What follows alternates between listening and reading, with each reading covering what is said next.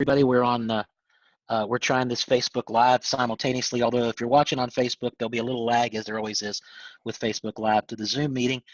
Welcome, everyone. Thank you for coming to our weekly meeting. We have our regular cast of characters. I'll introduce real quick: Jerry Foreign, Real Estate Commission, Mark Heitman, and Dave Hauser. Dave Hauser with Prime Lending, Mark with Movement Mortgage, two of our lenders. Brad Sorrells, our general counsel. Mark Slotnick, closing attorney in Charleston. Jeff Maddox, WVAR president. Mara Boggs with Senator Manchin's office. Senator Manchin will be joining us at 2:30. And we have Drew Myers just popped in from NAR, and we have two special guests from NAR. One, Katie Johnson, has joined us after I repeatedly browbeat her every week enough that she actually came on. NAR's general counsel. And our first presenter today, Melissa Horn, who, Melissa, I'll just let you introduce yourself and we'll go ahead and get started. Okay, great. Well, thank you all for letting me join your call today. I really appreciate the opportunity.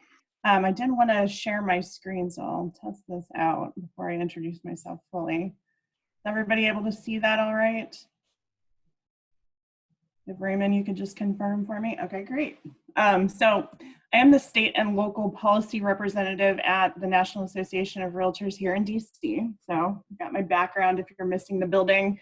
I know we're in the midst of our usual in-person legislative meetings, but that has switched over to our virtual legislative meetings this year. So hopefully you all have had an opportunity to visit legislative.realtor to sign up to stream the sessions that we have going on, but also join if you're on the committee and join the meetings that are underway. We have a lot going on in the next week, so definitely look for a lot of updates from NAR on an ongoing basis around all the current coronavirus activity on the federal level. My role is more state and local, so I am the state and local policy representative at your National Association of Realtors in DC. I've been with NAR for about 5.5 years now. I actually was in the online advocacy role. So if you ever had a call for action on the federal level or on the state or local level, I was the person behind the scenes that was making sure that you had the information you needed to interact with your legislators on all real estate policies at all levels of government.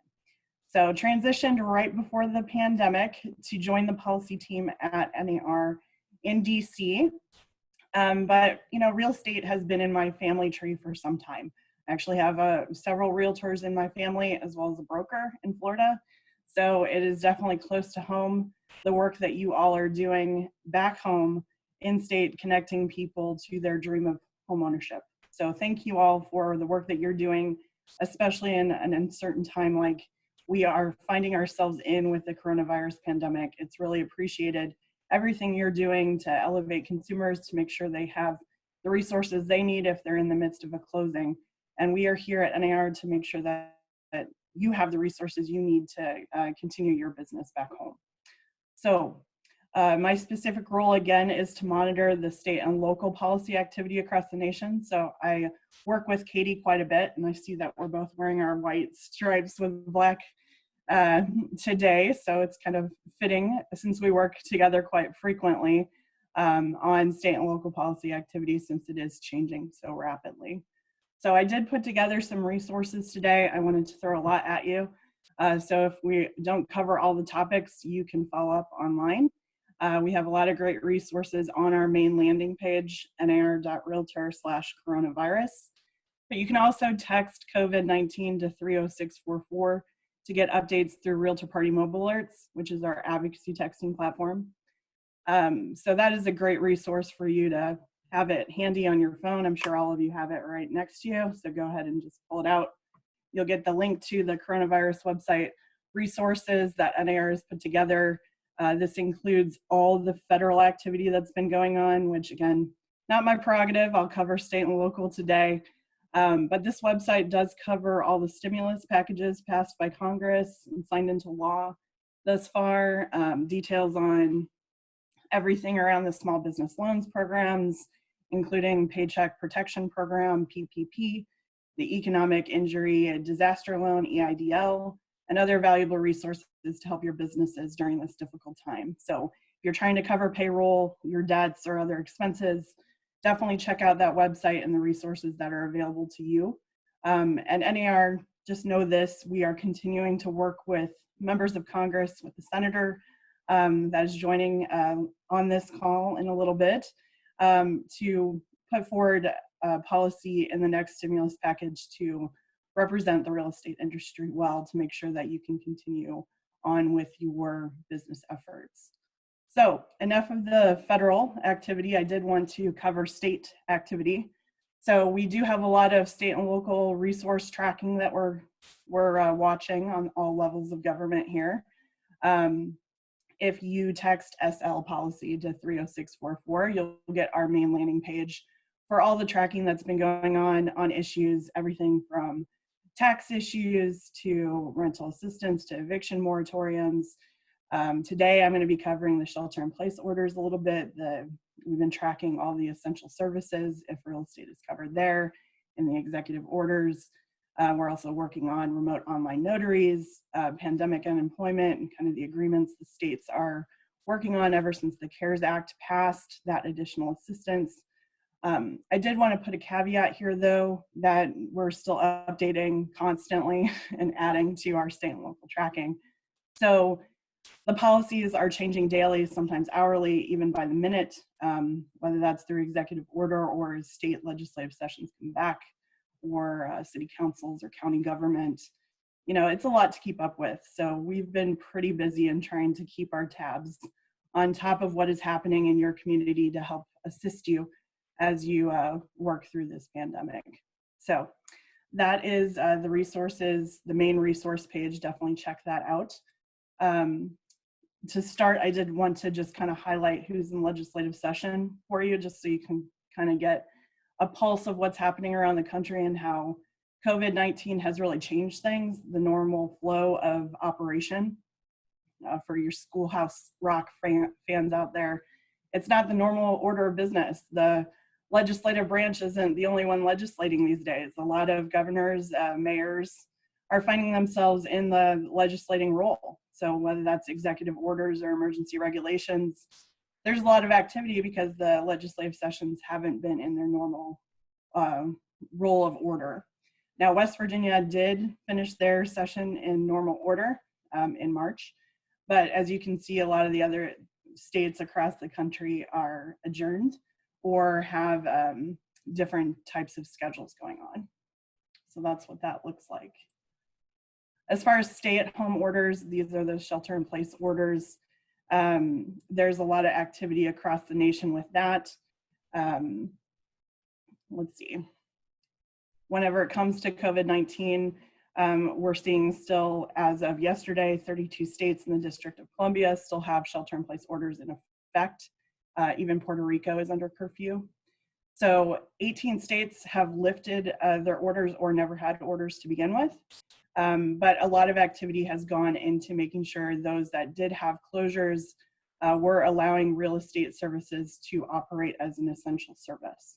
So we do have tracking available to see which states did designate real estate as an essential service. West Virginia was one of those states. Now West Virginia has moved towards the reopening, phasing in. So they're one of the states that has started to construct that plan and put it into effect. But they were one of the states that originally had designated real estate as an essential service. So what does West Virginia's activity look like? The governor has looked to move over towards reopening. Now this differs just like the closings did on every level of government too. There wasn't a nationwide order to close. There's not a nationwide objective or criteria set forth on what states should do or should not do. So definitely pay attention to what the governor is saying as far as what criteria there is in West Virginia to operate. Now again, real estate services were covered under the closure, so you can continue to operate. Just note that it is something that the state association staff, I'm sure, is continuing to monitor as the state looks to phase in the reopening across the board. So the reopening started April 30th in West Virginia. And, you know, I'm sure there will be a lot more information to come. If you haven't checked out the website for West Virginia's government status, the link is on the screen. You can kind of understand the mantra of what the governor is looking to do as the state comes back from the pandemic. Definitely check that out. There's a lot of helpful information in there. So pandemic unemployment insurance is something that, or coverage rather, is something that was passed through the CARES Act that I did want to point out today. It is a federal level effort, but it requires a partnership with the state, so it's a state policy effort. In West Virginia, there's a lot of great resources out there I'll point to in a second, but I did want to highlight that you know, under the traditional order of things, independent contractors like realtors were not covered in traditional unemployment, but the CARES Act changed that and expanded the coverage. So, you know, if you're finding yourself unemployed through this pandemic and looking for assistance, West Virginia and the other states in the nation are looking at implementing the pandemic unemployment assistance that was passed through the CARES Act. So if you haven't checked out those resources, I highly encourage you to do that. You can go to workforcewv.org to find out what benefits you might qualify for. So as it transitions again to reopening, just make sure that you know that you aren't required to conduct your business. There's no requirement to open. But if you are finding yourself that you can't, whether that is voluntarily or that your business has decided not to conduct business, know that there's assistance out there to cover you while you're unable to work. So that is the pandemic unemployment efforts underway there. So definitely check out those resources. Next, I wanted to cover remote online notaries. This is definitely a big one for us. This was a priority on the state and local level, regardless of pandemic, but has definitely increased in its popularity. We are tracking this. Right now, there's 36 states that allow remote online notarization. Obviously, this is helpful if you are in a virtual transaction, which is more and more common these days. 23 states had already had laws before the pandemic. Now we're up to 36 with the pandemic. Now, all those changes, those state law changes, weren't necessarily through the legislature. So it's important to note that if there was an executive order that allowed remote online notaries to exist, that might sunset with the order. So in West Virginia, this was through the executive order. So the Secretary of State was able to set forth some emergency guidance on remote online notaries, which you can go to the Secretary's website for more information on how to conduct notarization online. But it is important to note that those were designated under the emergency rules. So that was not like a law that was in effect for the state. This all said, there is federal interest in putting forth some remote online notarization legislation, maybe even in the stimulus package. The senator might have more information on that, but we do see this as an area of policy where we're monitoring. We know it's really important to keep social distancing, but this is definitely a policy that can assist in that virtual transaction. So look for more information to come from NAR on any federal efforts, but also work with your state association if you have questions on how West Virginia is currently conducting transactions with regards to remote online notaries. So that is the information on that. I did want to wrap up, I know it's only a couple minutes here, with ways that you can get involved in state and local policy. So 2020 is still an election year, and this is one way that you can be an active part of the process when it comes to helping elect individuals into office, hopefully that support real estate policy overall, but also the ballot initiatives that might be on your ballot. Make sure that your voter registration is up to date The June 9th primary in West Virginia is coming up. You can request an absentee ballot.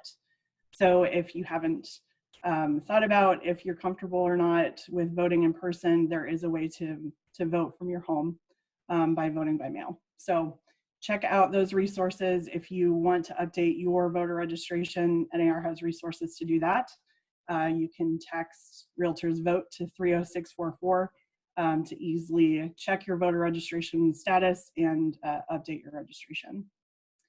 And then the last, second to last thing I wanted to point out was the census. So 2020 is also a census year, which means you responding with your information is a good way for you to be an active participant in that process.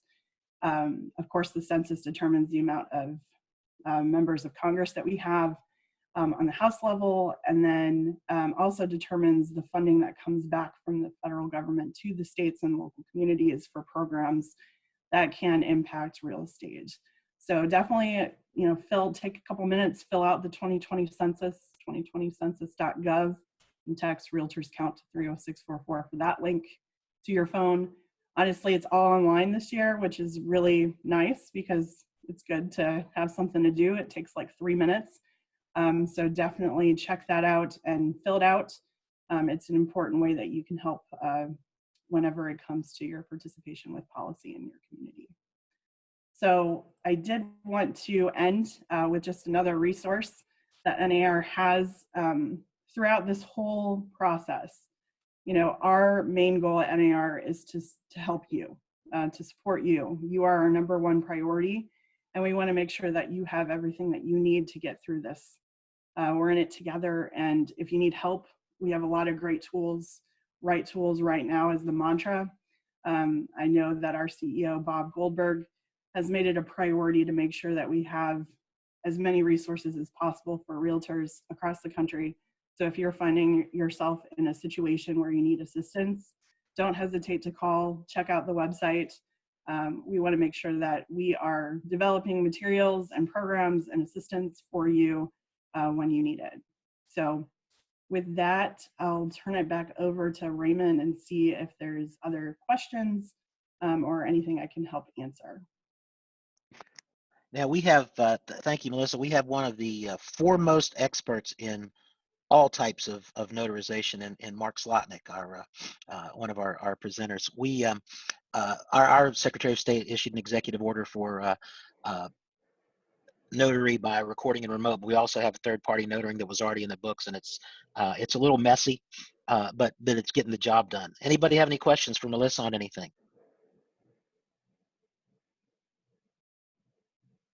We've still got about 22 minutes. Brad, do you want to give us a quick, while we're waiting, where we are in the governor's order, or the phase-in West Virginia Strong?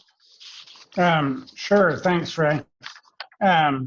Well, we're in week 2 of the comeback, and we're now operating under the safer at home order instead of the stay at home order. And there's a few key differences in what's required under the new order as opposed to the old. I'll go over some of them. With respect to individuals, previously we were all directed to stay at home unless performing essential activities. Now we are strongly encouraged to stay at home unless performing essential activities. Small businesses were allowed to operate if they had 5 or fewer employees and did not invite the public into the business.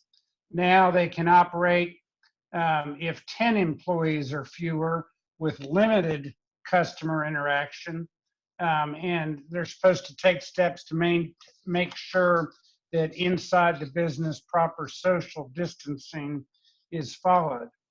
With respect to restaurants, under the stay-at-home, only takeaway or delivery of food was allowed.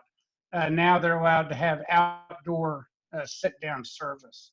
Anybody who's worried about their pets, under the stay-at-home, pet groomers were closed. Now they can be open, need to follow proper social distancing. And I know one that I've heard a lot about is barber shops, and the same section covers hair and nail salons. Under the stay-at-home order, they were all closed. Senator, you're connected. Okay. Hello, everybody.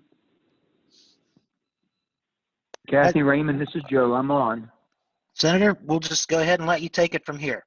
We'll finish with you in a Well, minute, Brad. You sure? Okay. I'm so sorry, guys. We're No, running in no, and out of absolutely. things We're right honored to now. have It's you. Crazy.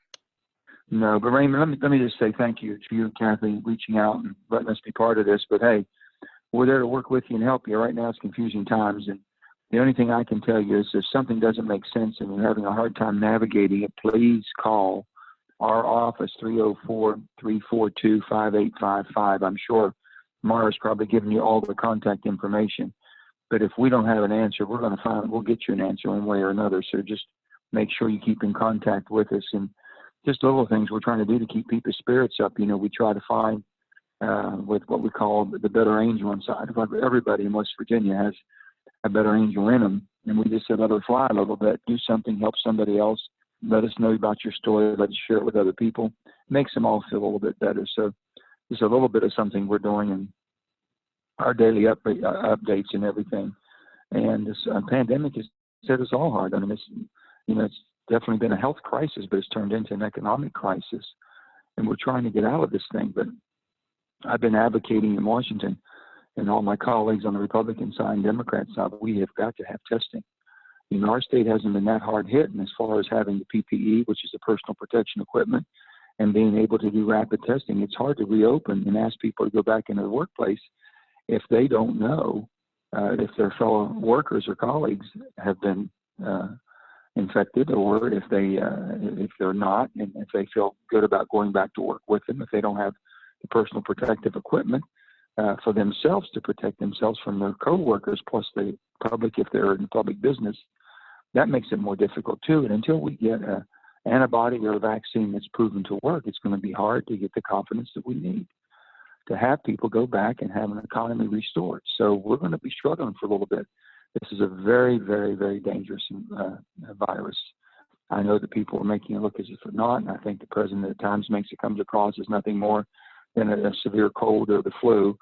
But I've talked to every scientist I can and every doctor that I know of that has credibility, from Dr. Fauci on down, and they all say this is really something that's just so far unknown and attacks so many different organs in the body and also different ages, so it has no home at all.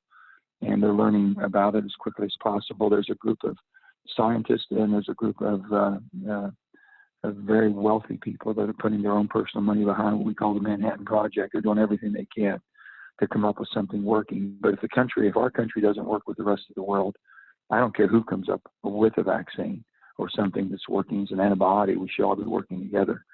And right now with the president, we're not. He has taken us out of the realm of the World Health Organization to the point where we can try to find an answer that helps us all. But that's, I don't want to talk politics at all, but guys, we need to come together. We cannot allow partisan fights and this tribal mentality destroy us during a crisis. I've always said we can come together and govern as a country under a crisis. Doesn't matter whether you're a D or an R, you're an American.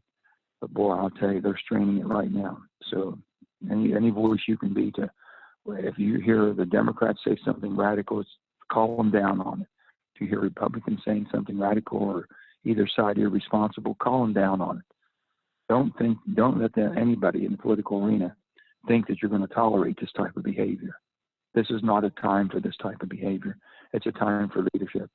And leadership really doesn't care who has an answer, who can give us some basically, some good news, if you will, or some constructive news that will make something better. We need to do it. So I can only tell you where we are. The state's been hit not as hard as other states, as you know. There's been 55,000 tests in West Virginia and 1,242 positives, I think over 50 deaths. So with that, we're not on a high radar, but what we should be on a high radar, and I keep explaining to them.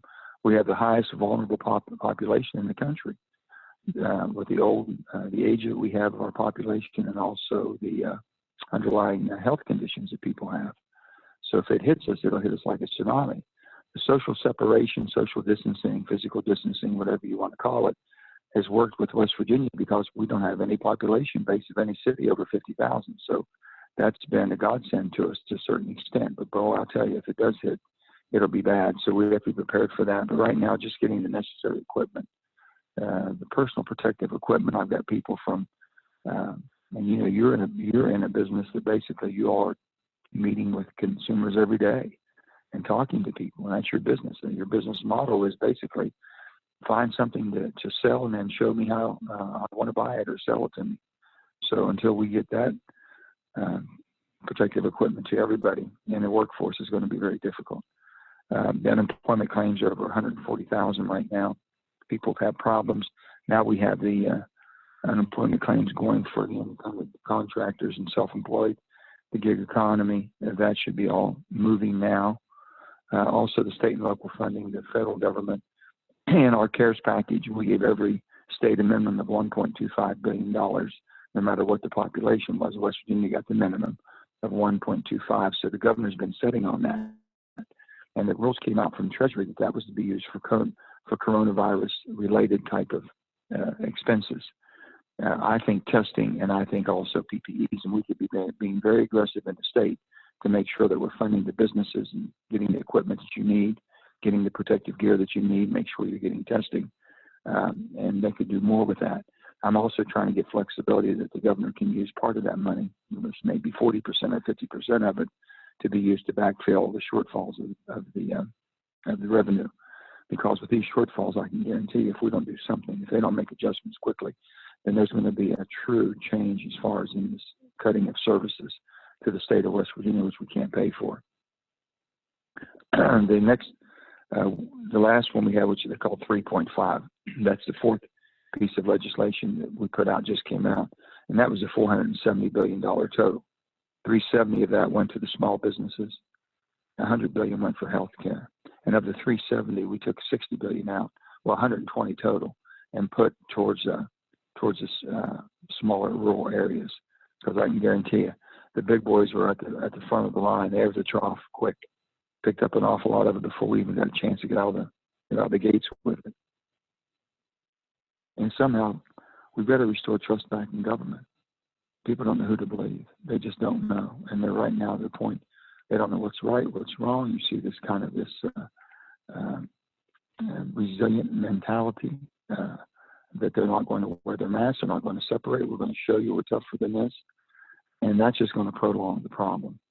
But we've got to get some direction here, and it's got to come from leadership, and the politics got to be put aside. And I don't know what to tell you. I'm hoping the president would sooner or later. The governors have had to step to the plate, and I think all the governors have done a much better job than the federal government has done. It's trying to give direction, but the governors are the ones who are responsible for their state, and they should know what's going on. And they should not rely on the federal government, except the federal government's the only one that has the ability. And why they have not, I cannot tell you why the president has not invoked the Defense Production Act to make sure that every capable manufacturing base in America that can make protective equipment such as masks, face masks, the shields, the gloves, the gowns, everything that's needed, and also where they could be doing the testing. Anyone who can make these test kits and also all the support that goes with the testing. We should be into a national production to where we have the same as for defending our country against a military strike. We're defending our country against a health strike, health virus strike, if you will, and real critical to our country. And I'm just praying to God he'll invoke that. We've been asking him on a daily basis, but if we can get some of our Republican colleagues to do the same, maybe we can move it. That needs to be done. So with that, I'm happy to open up any questions you might have. I've got one in the Q&A, Senator.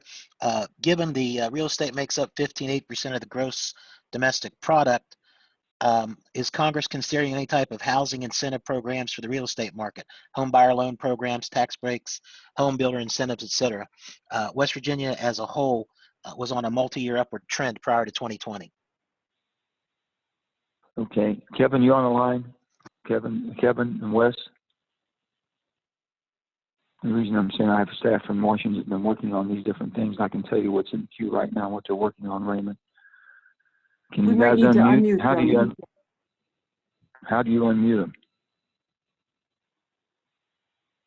What are their numbers, Mara? We've got every 202 number we have in the hopper unmuted. Okay, Kevin or Wes? They must not be. Why don't you call Mara and get Kevin and Wes on, okay? Mm-hmm. I don't know why they should be on, if you will, real quick. I'll get back with it. Yes, we understand the real estate, and I can tell you that that's a big thing right now. The other thing I had also is evictions. I had people call me back and say, can they be evicted? But you know, the bottom line is during this period of time with mortgage payments, can the banks foreclose? Can landlords evict?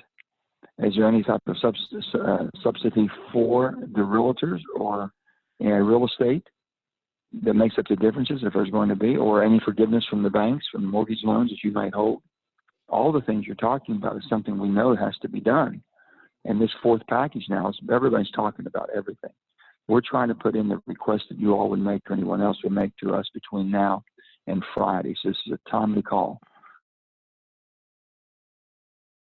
So Ray, if you have anything from one, want us to make sure it gets into the queue that's discussed and get you an answer, because right now it's moving at a fever pitch. One of the The things. House is going to run the bill. Go ahead, sir. The House is running the bill first. So this fourth, they call it the fourth. This is really the fifth bill. This will be probably the final one we do for quite some time, and we're having reluctance right now. A lot of our Republican friends aren't wanting to do anything right now until they see how the other three have played, or the other four played out, which is about $3 trillion. And I'd like to see how it is too. Is there anything in there's not any money that we've designated that hasn't been used because of the rules have been so conflicting and causing people problems? Is there somehow we can do to basically give more flexibility with the money that's out there? And the one I spoke about earlier, for the states, does the state of West Virginia know, can they use any of that $1.25 billion to backfill any of the shortfalls in the revenue?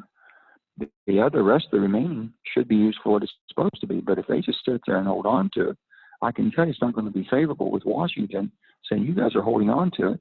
You don't even want to fight the virus. You're just worried about your revenue. And they've got to be kind of a balancing act there. So if you have anything directly that we can help you with, or you think is the greatest effect on you all from your agent, for your industry, please let me know. One of the things that we've, Raymond, yes. could you unmute the 225 number, the 434 number, as well as 304-633-8551, and that will allow Senator Manchin's staff to speak. Okay, they're all on. That's Okay. all right. They're all unmuted now. Before we start this, Senator, I wanted to throw this out. One of the things that we've learned, we've been doing these calls every week for about a month and a half now. That's problematic in West Virginia because we, as you know, if you're not in Charleston or Huntington or Morgantown, broadband is a problem. And if we have to work at home and conduct business at home, and yet we don't have the internet access or the bandwidth to do it, then it becomes real problematic for our folks. Ray, we've been pushing this so hard. I'm the only, as a senator, I'm the only person in Congress out of 535 that basically took on and sued the FCC. Their maps were so wrong, they were going to let about $4 billion go out last year. We would have got hardly anything because they were showing that we were over 90% covered. And I said, you people are crazy. I said, some of these carriers have claimed they're covering those areas because they want that for their area as far as business model, but they sure as hell haven't built out or covered it. So there's about $20 billion out the door, and we're fighting like the dickens because without this, and it showed the necessity of what we call rural broadband connectivity. It's no different than in the 1930s is rural electrification. And here's the thing, the model is there. Rural electrification, when FDR did it back in the 30s after the Great Depression, there was only about 30%, no less than 30% of West Virginians that had electricity.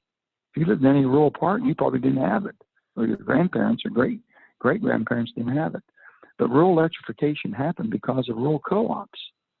You couldn't force every utility company to go up every little nook and cranny, every road and every hollow. But the rural co-ops picked up the difference.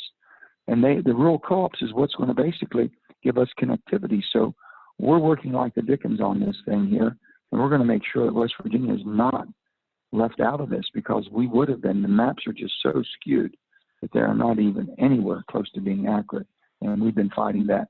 Wes Kungle from my office is taking the lead on that. Wes, are you on the line? Yes, sir. I think I'm I'm muted now. You are. We can hear Yeah, you. go ahead. Yeah, no, I came in with the Louisiana numbers. I don't blame you. I'd keep you muted too. In addition to everything the senator said, we're also working to try to, in the near term, get more mobile broadband and fixed broadband hotspots out there, because it'll always take a minute to build out new infrastructure. But the senator fought with Senator Collins from Maine to try to get more funding through the libraries to increase the availability of broadband hotspots. He's working with the private companies that have taken the pledge to do it voluntarily, to identify where it's happening naturally and where it isn't. We're going to try to secure some additional funding in this next package. That'll allow folks to get on now. It won't solve the problem long term, but it'll at least like put a Band-Aid on it. And also, is Kevin on the line? Yeah, yes, sir. Kevin, they were asking the finances. Raymond, you want to repeat that first question you asked about financing? Just with the question was, seeing that real estate makes up 15 to 18% of the GDP, which is down considered significantly this year, is Congress considering any type of housing incentive programs for the real estate market, home buyer loan programs, tax breaks, home builder incentives, et cetera, to get the real estate market moving again? Yes. So there has been a lot of conversations about this. That I haven't seen any specific direct plan, but there are many members, especially in the Senate, who welcomed the relief that was received through the CARES Act with the forbearance and things like that. But the question becomes, what happens after the forbearance period has ended? A lot of people are really nervous about, well, especially if they have privately backed mortgages. Well, okay, if I work with my lender and I got some relief, what happens afterwards? Am I going to owe all this money all at once?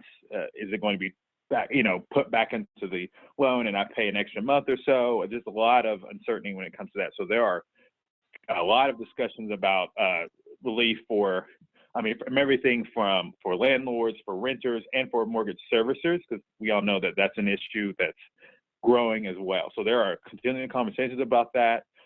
We can get you, as soon as some texts come out, we can let you guys see and review anything that's been put forth, so you guys can give us some feedback on that as well. Now that I think we've got all of them on there, Senator, do you want any others to speak, or keep going with questions? How do you want to go from here? Questions is fine right now. That we have our staff on it. There's our different people have been working different expertises, so we can try to get them. But Ray, I would emphasize again, if you have suggestions that we can help, that you're having difficulties, and you have 4 bills that have come out, has anything in those bills been helpful to you all? Have they not worked the way they're supposed to work, or is there more that needs to be done? That's what we need to hear back from you all. I think that, from our perspective, everything that Congress has done has been very helpful, and as quickly as you acted upon these things was helpful as well. Another question that we have that would be helpful, I'm not sure if it's in a package, I know it's being talked about, is some uniform remote online notarization legislation, because that's another issue that helps us work remotely and still get closings done and so forth. Right now, secretaries of state have issued executive orders or emergency orders, and the laws are different on the books, but it would be, when you have someone in a border county trying to close, and the other the buyer or the seller lives in another state, these things become difficult when the notary laws are different, et cetera. You have anything on that, Kevin? Kevin's our attorney and also our finance person, so him or Wes. That would be very helpful. I am unaware of that in the last round package. I haven't seen that, but I know that is something that I've heard bits and pieces about, but maybe we can have a discussion after this conversation about some of the background on that, and that maybe that's something. Let me just tell you, Kevin, we quickly, if there's something we can help them with, has to be turned in no later than Friday for the package to be considered. Yeah. Melissa, Katie, Drew, do you have anything you want to add to that? These are our NAR folks, Senator. Sure. Hey, Ray. Senator, how are you, sir? Fine. How are you? Ray, I want to defer to our lobbyist. DJ Yadlapati is actually listening in on the call, works with Senator Manchin's office. I'm sure he has some good feedback. Not sure if he's unmuted right now, but I can give you his number if that's helpful. Yeah, we'll need his number to unmute him. So it's one of those 202 numbers as well. It's 202-531-4486. All right, give us a second to find it and we'll unmute him. Katie, did you have something you wanted to add? Or Melissa? No, I think Vijay will give us the update as he'll report, and we are actively working on this. Ray, Yes. Senator Manchin, this is Jeff Madden from Wayne County. Hey, how you doing, Jay? Doing great. Thanks for joining us. I wanted to tell you and your staff that shift over to county commission issue here. We just completed in Wayne County a broadband study through Blue Ridge Advisory. It's almost completed. That it might be beneficial for your staff to have a copy of, because it gives you a real look at the limitations in one of the more rural counties in the state. So if you all would like a copy of that, I can get that to you. We would. Let me ask any of you on the line here, and Ray, you know how I talked about co-ops? Remember, the rural electrification, like, electricity was going, we were able to basically get the entire country electrified. And it would not have been done without co-ops coming into existence. And the reason I'm mentioning that is one of the most successful ones we've seen that had better connectivity, better speeds and everything is in Hardy County. The rural co-op broadband, what's the official name, Mara? Do you remember the official name and the person involved there? Hardytel? Huh? Hardytel? Who's this, Wes? Yes, sir. Wes. This is, it was called Hardytel. Hardytel? Mm-hmm. Okay. That might be, if you really want to see an example that has worked and worked well, there are people calling us wanting to be, rather than going Verizon or going any of the major carriers, said, let us get on with Hardytel. They're much quicker, much better, and much more responsive because they're rural. It's a rural co-op. And it has worked, I mean, unbelievable. Go ahead. We've heard from our folks up in Hardy, Moorfield, Kaiser, up in that area, the ones that are touched by HardyNet, that it is a pretty amazing service. So we can verify that from our members that are up there and take advantage of it. Yeah, we all should. I mean, just in Wayne County down there, some of our more rural counties in the southern area and all over, they have a real good model that we could work off of there, and that's what we've been working with FCC. We think money spent there would be the best investment we can make to get people connected in rural West Virginia. Drew, we're not finding VJ as called in. We can't find that number. Hey, this is Lance with Senator Manchin's office. I can shoot VJ a note offline here. I speak to him frequently and can catch up with him on the piece that he would talk about. Okay, great. I appreciate it. Let's see. What else you have there, Ray? Anything else? Anybody else have any questions at all? My staff's on here, and I'm going to have to go to another hearing. I've got a armed services hearing coming up. And but we'll be right with you, and we'll stay with you as long as we possibly can, as long as you need us. Okay, and if you and when you need to go, your staff is more than welcome to stay on as well until the call's over. Yeah, they'll stay on because they'll have a lot of different input and basically some answers. But also, again, I reiterate, we need your input, how we can help. Hey, Ray. Yes. If I may. Senator Manchin, hi, this is Dave Hauser from the Mortgage Bankers Association. And hi, Dave. I think I've met Kevin in your office a few times. On the remote online notarization bill 3533, I think there was a question about that. So we would certainly appreciate your support from the MBA as well as everyone on this call. Dave, that was online. What was that, the online? That's the remote online notarization. Gotcha. Senate Bill 3533. So right. Appreciate your support on that. Wes, do you know about that one? I'll look into it right now. This is the first I've heard of it, but it sounds interesting. So we'll there's no reason in the world we wouldn't be able to support that. Is there any pushback on that bill? So I've actually sent some information over to your office previously. I'll send it again, and you'll probably get some other communications from us. So I can direct that to Wes directly if you'd like. I think directly to Westwood, yeah, and we'll find out what happened. But shouldn't be a problem at all there. I'm Awesome. not aware of any pushback. Do you, NAR folks, any pushback, any folks that oppose it? No, Ray, this is Drew speaking, and I know VJ's listening in because I'm texting him and he's giving me these updates. So I'm sorry that we couldn't get him unmuted there. But no, that's certainly legislation that we are supporting, and Senator VJ will get some information to your staff here shortly on our behalf. Good. Okay, that's Yeah, good. and looking at it, it looks like it was filed like right when we were going out, like March 19th. March 18th. Yep. Yeah. And so it looks like they just did like an even, I think there's 3 Republicans, 2 Democrats. So they might have just done like an even 2 and 2, 3 and 2, and then just filed it instead of, because I don't think they circulated it for a bunch of co-sponsors. So that would make sense. Whose bill is it? It's Kramer and Warner's. Kramer? Yeah. So that's what it looks like. They probably just got a bunch of the relevant committee folks. It's a Judiciary Committee bill. But we can follow up with their teams. I got a good relationship in Kramer's office, and obviously work well with Senator Warner too. Awesome. And I know Melissa, she was on the state and local panel there, has sent some information as well. We talked about last year at the advocacy. One last thing, Senator, as an unintended consequence of the CARES Act required that the mortgage servicers front load payments on behalf of consumers that were impacted by the virus, which is fine. You know, we're glad to help out. However, although Fannie and Freddie have stepped up and said they're going to cover some of it, we are asking that if the Treasury and the Fed is unwilling to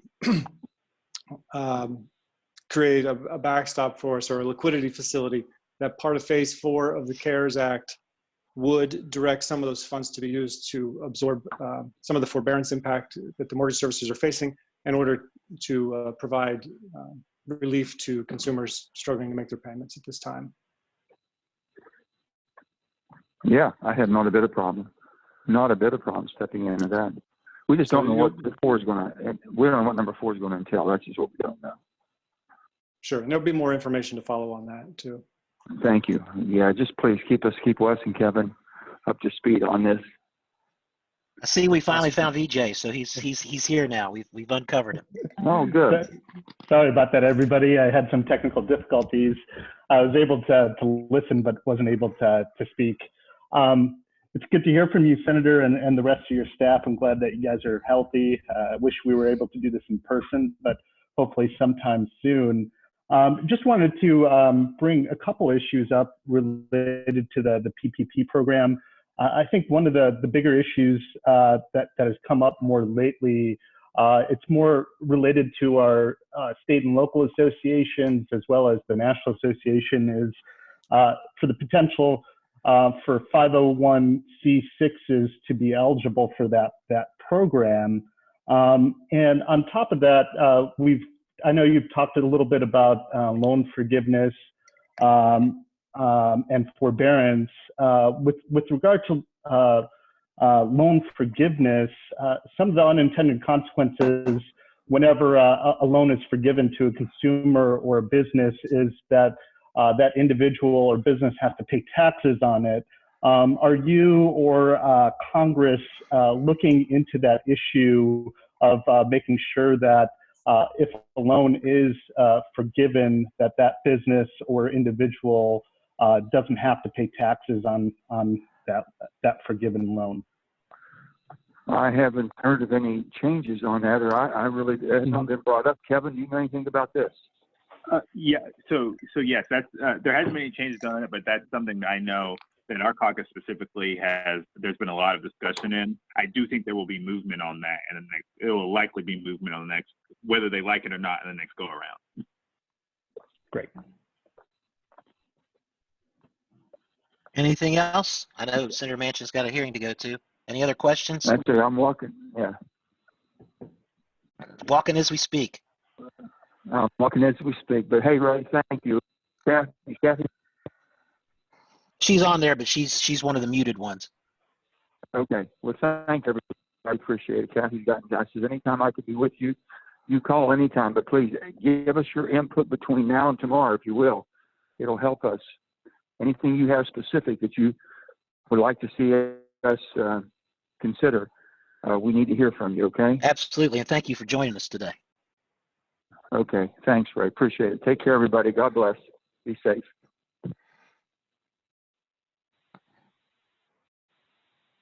Let me look and see. We've got an issue. This is one more for landlords and tenants, but it's particularly an issue and I mean, I'm sure it's all over the country, but we've talked about this before when it comes to college towns, because in college towns, property managers, rental property and so forth, all leases that are college rentals stop at the same time and new leases start at the same time. So there are a huge number of leases that come due in any college town at one time, and a lot of times those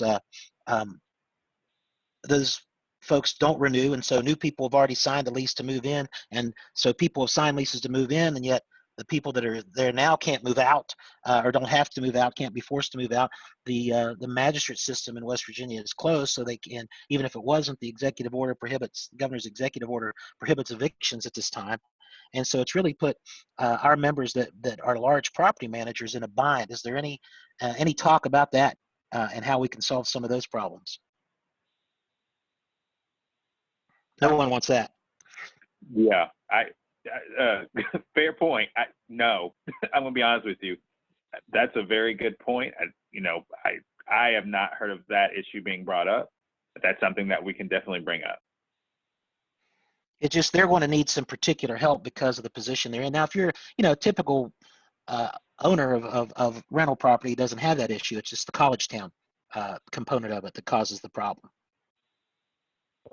This is Wes here. I think that's an excellent flag. If y'all have any ideas about how the federal government might try to tackle that, we would welcome your thoughts on it, because we're kind of at the throw everything against the wall process of the sausage making right now. I know the senator covered some of this, but just to put a little finer point on it, we expect the House Democrats to release their priorities for this next package either late this week or early next week. And if passed as prologue, I think it's going to have a lot of stuff in there that is only like tangentially related to coronavirus. So you're going to have that goalpost way out there. And then you're going to have, kind of a more conservative approach from Senate leadership with Senator McConnell and other folks that are going to set kind of a more narrowly targeted money for small businesses, maybe a few other things, liability protections. And then, the president's kind of a bit of a wild card on where he's going to come out. So the more we can put like a concrete proposal on the table and try to find Republicans and Democrats in both the House and the Senate to get behind it. As an example, the remote notary bill that y'all got, that's real smart because you've got Republicans and Democrats on the record with a solution ready. And so, apologies, thank y'all for letting me talk a little bit, but the more you can help us sort of define the solution and get a bipartisan, bicameral crew together, the better chance we'll have of getting something in there. All right, I can forward you through Missy, since I have her email, I think, some of our college town property managers that obviously are much more insightful and informed on this than I am. And I don't know, is there any, VJ, Katie, Drew, Melissa, is there anything any talk of this on the national level, or is that one of those things that? Well, I'll defer to VJ if he knows of anything at the federal advocacy level. I'm not aware of that. I am very well aware that individual states are trying to figure out their own policies, and it's all over the board. Some leaning very heavily to support the tenants, and some understanding that the landlords need to be supported as well. So I'm not aware of any solutions, only problems, but I know that lots of state legislators are focused on it currently. If there is any, I see VJ's unmuted. So if there is any federal work that we're aware of, I'll ask VJ to comment, but we'll also share it with you, Ray, after the call. there is. Yeah, and Ray, I apologize. My system keeps going in and out. Can you repeat the question? Well, it was an issue that we have, and everybody has, but we hear about it when large property managers and property rental property owners in college towns have a huge number of leases that expire at the same time. It's not like any other sort of property management when you have your leases and they expire when they expire. They all come due at the same time, and new tenants are ready to move in at the same time when those folks haven't renewed. And so now this has put those people in a predicament because they have people that have signed a lease to move in. They can't make the people that are in there now move out under the current executive orders and emergency orders and so forth. And the court system is shut down, so they can't even go to magistrate court to get the proper evictions served. So it puts them in a real predicament, and they're not collecting rent. They're still having to pay mortgages, and they're still having the expenses that they have to pay if they pick up utilities and all that, but there's no real relief for them. Yes. Yeah, you bring up a really, really good issue. This has been discussed. I am the Senate Democratic lobbyist, so I have all 47 of the Senate Democratic offices, and that is a big issue for them. The committee that has jurisdiction is the Senate Banking Committee, and I have been in contact with Ranking Member Senator Brown from Ohio, who has talked about this specific issue. There is no specific legislation on it, but it has been talked about intensely within the Banking Committee, at least on the Democratic side. We just have to continue to have those conversations with each of those offices. So we are on that issue. We are hoping that fix will be in the next package, but that's really unknown at this moment. And I'll just add on the state and local level, I mean, there's a lot of activity around rental assistance programs. There's also a lot of activity given state legislative sessions aren't in a lot across the country for local solutions. So, you know, it can really vary depending on where the cities are that are being most highly impacted. But there is efforts in pockets around the country to try and address it. It's definitely something that I've heard from some of our cities and counties and states. Good, thank you. Anybody on the call and that has a question, don't raise your hand. We've shut the chat off. Please put your questions in the Q&A, and we'll read them there and see what they are. Anything else before we go? I'll do my round robin, guys. Don't worry, I'll still get to you, but I want to make sure we got this issue covered. I'm going to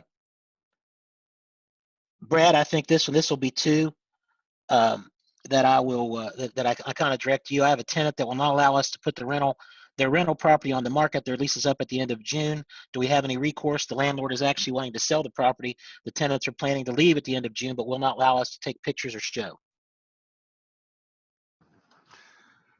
You said you were giving that to me? I am. Who else? Yeah, all right. Well, I mean, landlords are allowed reasonable access to the property on, during normal business hours under reasonable notice.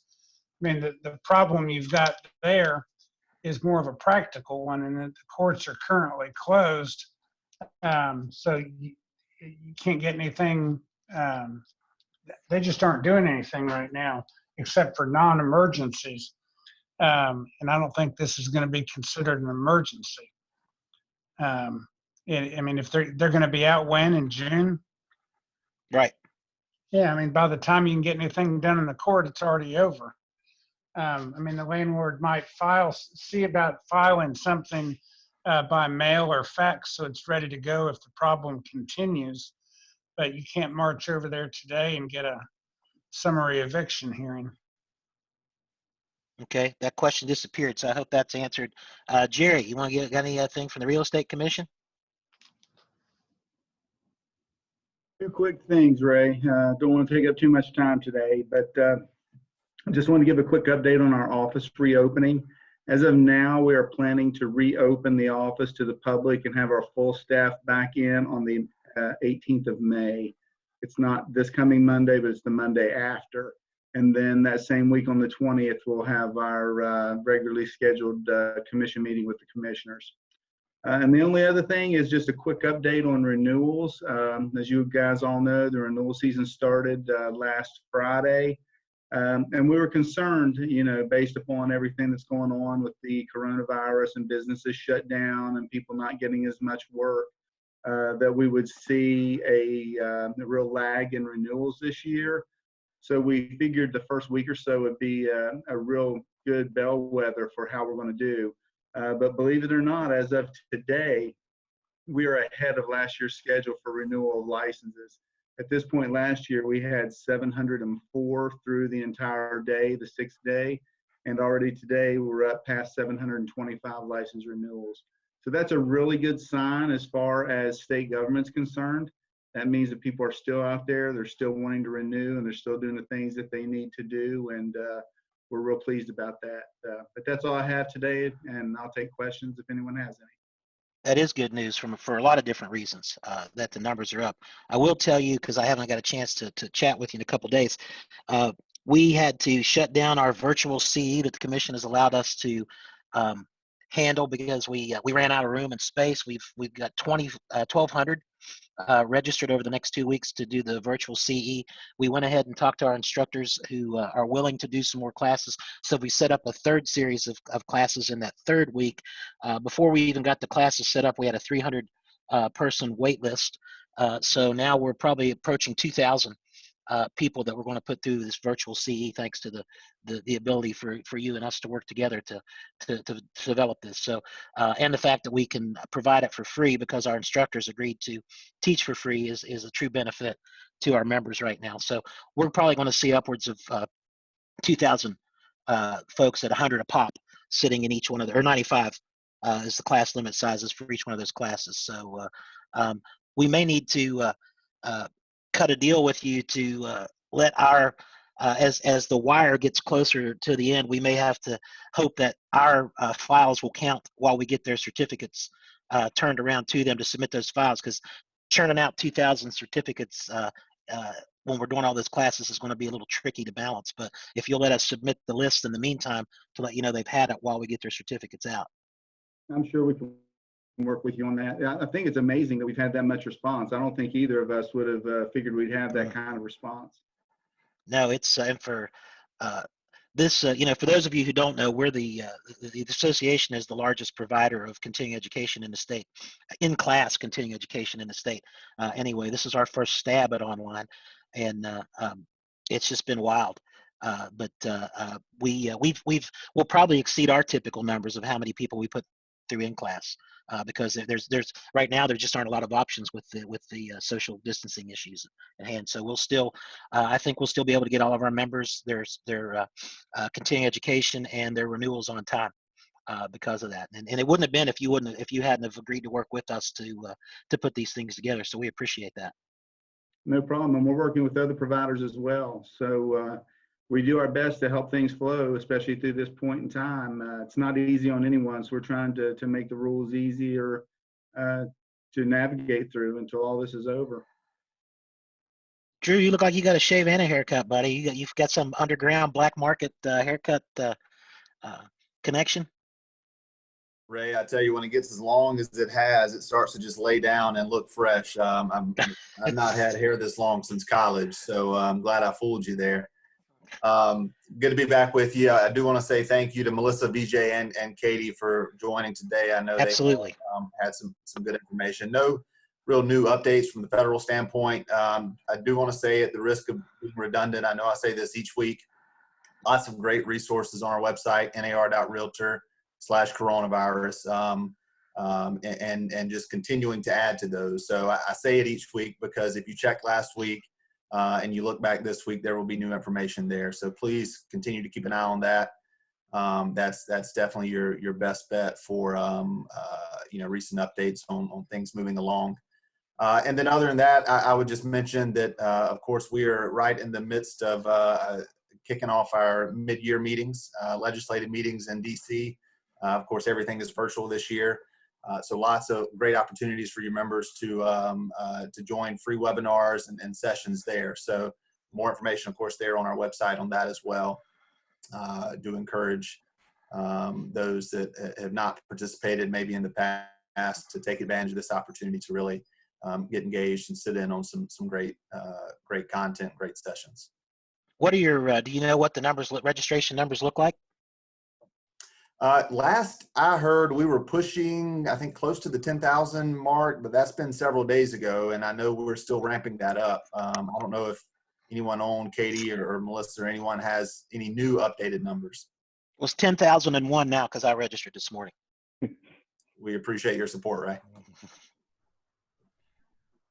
That's it on my end.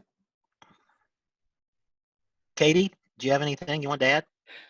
Well, I don't know the current numbers. It is more than we've ever had for our meetings. So upwards of 10,000 is definitely on the right track, but it's growing every day. Many of our main sessions, especially the political sessions next week, are going to be streamed on our Facebook page. So even those who don't register will be able to take advantage of that great content. But if you do register, it is free and you get access to many more programs that are streamed as well. I just wanted to say, if I can for a second, Sure. Kudos to you, Ray, and your team for your leadership and all that you've done in these past couple of months. As you know, we meet weekly with you and the other state AEs.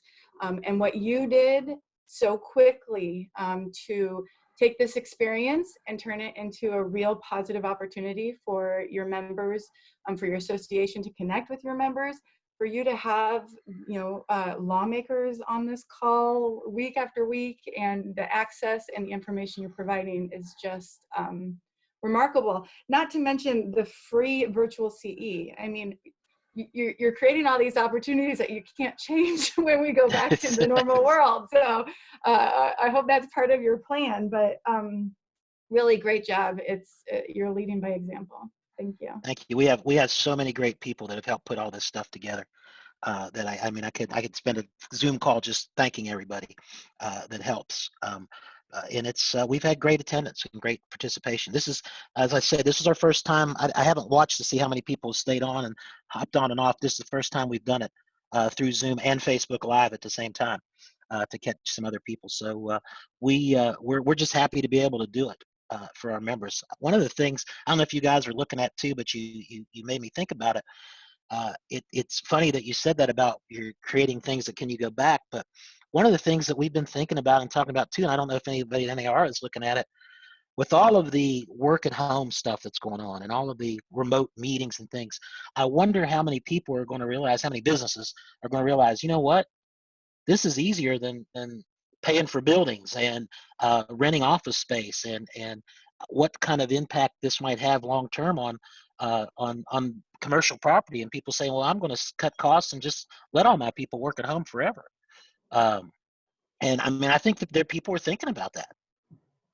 You're absolutely right. I mean, even in those comments alone, there's such a myriad of issues that that will be impacted by our experience right now. Commercial real estate, just for one, what is the future? And to that point, we do have a lot of resources on nar.realtor /coronavirus, even for the with a commercial focus. So I encourage you guys to check those out. In terms of working and business practices, that's what we're doing at NAR. We're trying to figure that out. What will the future look like? Will it even be the summer? Will it be the fall?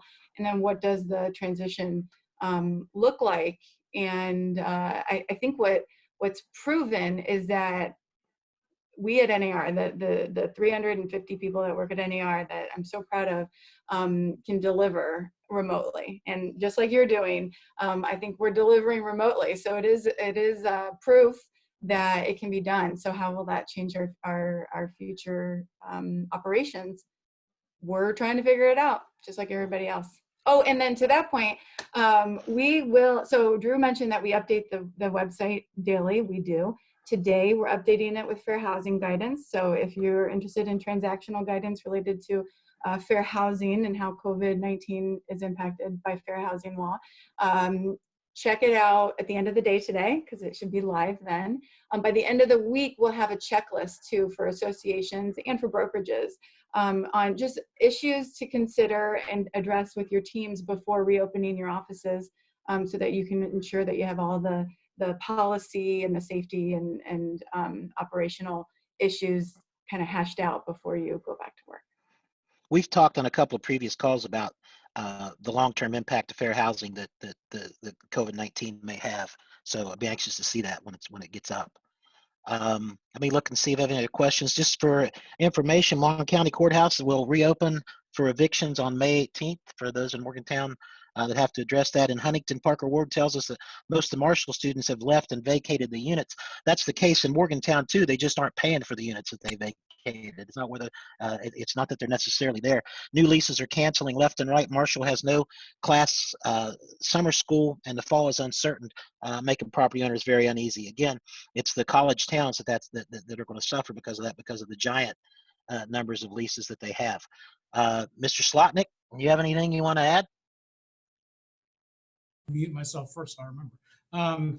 First of all, you mentioned courthouses, so I think that Kanawha County may be looking at a reopening on May 18th. I am not sure yet. They did talk about that yesterday, which will affect the court system itself, and elected officials were also meeting to determine how the courthouse will be reopened and what shape it would be in.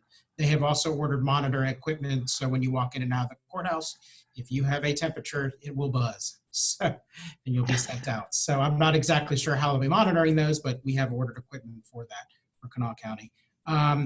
Other things are, I want to thank the two lenders on the call here, both Mark and David, because you both have these great e-sign techniques, which means that those closings are now shorter. And Movement and Prime, Movement had done it before. Prime moved very quickly when this came into effect to allow their clients to e-sign half of the package. So once it gets to us, we can do a 10-minute closing and get your clients out of here. And we love it, the clients love it. And I have had a couple closings today and they couldn't believe how quick we got it done and got them out of here. So it's been perfect for this time frame. The other thing I just noticed when I was reading an update was Fannie Mae, I think their temporary policies were to be through May 15th. They just extended those to June 30th. That affects a lot of background things that nobody knows about, but that does also help our remote ink sign notary, because that extends the validation of it for Fannie Mae through June 30th. If somehow the national RON got passed, I'm not exactly sure how that will affect West Virginia in general, because again, it deals with also having to be able to record electronic documents as well. So that does make some adjustments, and we'll work with that as well. For right now, just as a cautionary measure, as long as the emergency order is in place, we can do what we're doing by video. Once that emergency order ends, we can no longer do any of that. So I have alerted the governor's office that we have about a 2-week lag time. So we're scheduling closings next week that may involve video notary. We need to have a 2-week notice before they should do anything. So I'm hoping to push the governor to keep that emergency order in place, and I would hope maybe till the end of the year, because it's been extremely helpful for getting all the closings done. And right now we're still keeping all of our, even though we're slowly trying to get out, we're still maintaining all of our separation, our video closings in office, and we continue in that manner. Is there any, did Secretary Warner put any deadline on his emergency rules, or does it just follow the governor's executive order? The emergency rules are tied directly to the emergency order. So the emergency order is controlling for everything that's out there. It controls that emergency order. So once the emergency declaration ceases, then everything that follows ceases. So we just need to be careful and be cautious. I don't see anything on the horizon right now, as we can see the governor kind of pull back a little bit, I think, on what he was going to open. So for the meantime, we're okay through at least the end of the month, if not the rest of the summer. And that's all I have. I think we're doing okay. Otherwise, it seems like closings are still going. I know there's some issues of forbearance with lenders and a variety of other things that need to be worked out, because it will affect some loans. But so far, so good. Thank you. All right, thank you, Mark. Jerry, I've got a question in the chat that's asking if you guys are going to be able to handle if you got the broadband to handle the big rush if it comes in again for renewals. Not a problem for us. And I think this is Brad. I have a question regarding legal. Hey, that's you, buddy. Should implied consent be a precedent or the guiding consideration when buyers are requesting showings? In other words, they request us to go show them properties that may be owner occupied, but we do not have any paperwork stating they assume their own liability for their own health for the showings. I provide gloves, hand sanitizer, Clorox wipes, and shoe covers when I go to any showing, but masks are a scarcity to find, asking for a friend. And before I give that over to Brad, and you can see it in the Q&A, I can tell you that to help us raise some money for our Realtor Relief Fund that is always in need of money for help, we are giving away WVAR Realtor R branded masks, reusable and washable, for every $10 contribution to the Realtor Relief Fund. We've ordered 300 to start, and we have 12 left for anybody who's interested in those 12, and then we're going to do another reorder. So we are out there trying to fill the need and also increase the coffers of our Realtor Foundation. So because we expect it's going to be hit pretty hard in the next couple of months as well. Okay, Brad. Yeah, I think the proper legal phrase that would cover that is assumption of risk. I mean, the fact of the COVID-19 virus is so well known. I would, say there's nobody in America who's not charged with knowledge of it and what basic safe procedures are. It's all over the news. It's all over the print media. I'm reluctant to suggest that realtors, as I said on a previous call, start having waivers signed and that sort of thing. Just because it is so well known, and anybody who goes out of their own house is assuming some kind of risk. You can, like I said earlier, you're not signing any papers when you walk into Kroger or Walmart. So I just don't see that there's a big risk of liability there, unless, the one exception I would see to that is if it's a situation, where you're walking into a den of infection and you fail to tell the customer about that. But that would apply with, if they were sitting inside there with some other contagious disease, the same type of liability would attach there. So it's only with some kind of knowing exposure.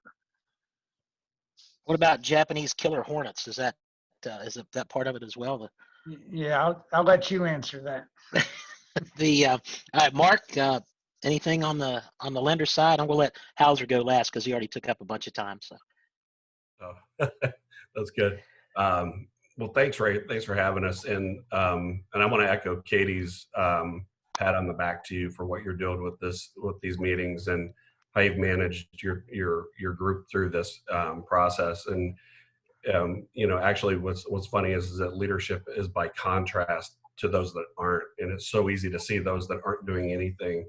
And what you're doing is super with this group. And a lot of thanks goes to Senator Manchin's office for coming on. I thought that was excellent commentary. And then Mark, and to your appreciate your comments about the e-closing and just trying to make the process as simple as we can. But again, thank you to you for being in the front line and all of the realtors for being on the front line and actually having to meet with the people, making these transactions happen. This industry, I swear, over 27 years of being involved in it, it just amazes me how resilient this industry is, no matter what the circumstance. And you can go back to all of the previous crises and things that we've had, but this is a sentinel moment in time that we'll tell the future generations of realtors and people in the real estate industry about the time that we had to be in quarantine, yet we were still closing transactions and being busy. It's incredible. So I just want to echo that the interest rate environment remains low. It's forecasted to remain low. And then for those that have concerns about about sellers and safety, and I brought this up and I just touched on it briefly last week, that to limit people coming into the house or being exposed, that if the seller is uncomfortable with the appraiser or anybody coming into their home, that all of the agencies right now have guidelines that allow us to accept appraisals that are done as a drive-by that don't have to come in. So I got a lot of feedback from last meeting. People were emailing me and asking for more details. And it's just as simple as that, that if your seller is uncomfortable with the appraiser coming in, they just have to voice their opinion. And then the appraiser is allowed to basically just complete the appraisal using a drive-by form. So it's really as simple as that. You got to be careful using drive-by with our NAR folks. It means a completely different thing where they live. So we're just talking about appraisals here. Okay. Dave? Sure, Raymond. I like that. I heard Raymond. I heard Raymond quite a bit on this call. It's interesting. Felt reprimanded. Hey, yeah, you know, right now it's safer to buy a home than it is to go to a ball game, right? If you could go to a ball game, it's safer to buy a house. And I think that's the message for your buyers and your listers out there. Get them on the market, get them in. Interest rates, as what was said, you know, still all-time low. It's a fantastic time to move forward. You know, we're still watching the forbearance numbers click up, unemployment's clicking up, but we think that's going to kind of level out and settle in. And hopefully that will help out with some of the lender guidelines that continue to change. Hopefully that'll kind of slow down and cease. But it's a great time to be in the real estate business. It's a great time to be a lender as far as I'm concerned. And it's safer to buy a house than it is to go to the grocery store. So now's a good time. Thank you, sir. It's a great time to live in West Virginia too. So, it is a great time. With our sparse population. For those of you too, I mean, for the members out there, keep track of, watch us on Facebook because we're doing lives and our information is up to date all the time, more so than on these Wednesday meetings. So make sure that you're in our group there to get this stuff. And all these things are recorded and put on there, as well as our YouTube channel if you need to watch them again or ones that you've missed. Mar, do you have anything you want to say before I toss the mic to Jeff? No, if anybody needs the senator, you can just call or text me on my personal cell. It's 703-955-1172, 703-955-1172. Text is probably better right now because we're on a lot of calls. And then my email is Mara, M-A-R-A, _ Boggs, BOGGS, at mansion.senate.gov. Email us with anything. And if my dad is on the phone, he's a broker in Kaiser, West Virginia. I want to say hi to Tom Campbell. Great, thank you. And we'll, if you would email me that phone number, we'll get it. Oh, sure. Put it where so people can see it. Anybody else before I get Jeff? Anybody have any final comments? Nope, Jeff. I'll unmute myself. Now, I think this has been a great call today for sure. A lot of good information and a lot of good panelists. I think we've covered everything. I mean, to our realtor body, we just need to really focus on the time that we have. I mean, I said it earlier on another call that, you know, in the challenge lies the opportunity.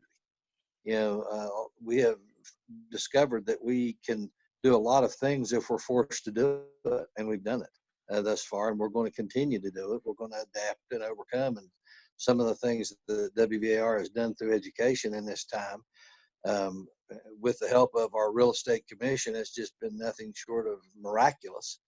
And as we move forward, I mean, we are selling houses. One of the things that I have found out from, you know, our local body, if we had more houses, it would probably be incredible what we'd be doing right now. The inventory is really low, but people are being safe. But we also have to be alert and understand that there are people at home that are sitting on their computer and they're searching. Our websites, from the people that I've talked to, are blowing up from activity. People are wanting to get out there. They're wanting to buy. They're wanting to take advantage of these low rates. So we need to take this time as professionals to prepare for what's to come. We are going to get through this in a short period of time, hopefully. And when that happens, I think we're going to see an explosion in our industry. So we need to be prepared right now for that. Absolutely. Right. Absolutely. With that, then, thank you. This is the longest call ever. Thank you. I'm not like Katie. I don't cut them off in an hour if we got things going on. She's pretty tough on her calls. With that, then thanks everyone. Remember, like Facebook, like our Facebook page. You're going to get the more current, most up-to-date information. And we'll watch your link. We'll see you next week. We'll also be in the midst of starting our continuing education, so we may see our numbers drop off a little bit. And we're probably going to look at transitioning as we go back to work. We're going to start looking at transitioning out of these calls and maybe into some other way to still stay engaged with you, but not the giant Zoom call. So with that, thank you, and we'll see you next week. Thanks, everyone. Thank you, Ray. Thank you. Great job.